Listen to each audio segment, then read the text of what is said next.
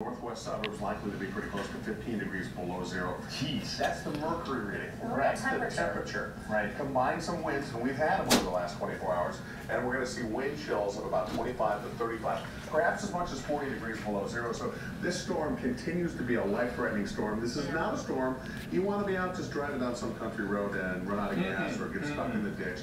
At 40 below zero, again, life-threatening. That's all we need to say. Yeah, we heard from the Office of Emergency Management saying check in on people, especially elderly relatives and neighbors, and make sure that they're doing okay too. You got to think about them at a time like this. Absolutely. We're going to take a break right now, and as we go to break, much more to come.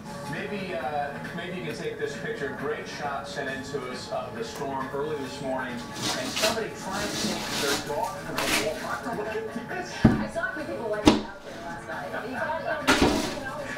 They have needs. Yeah. Yes. But a good scene, and I think everything is taken care of. Yes, we're back in a minute with more.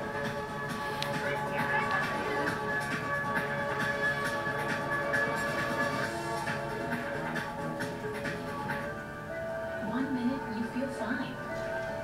The next, you start feeling a bit off.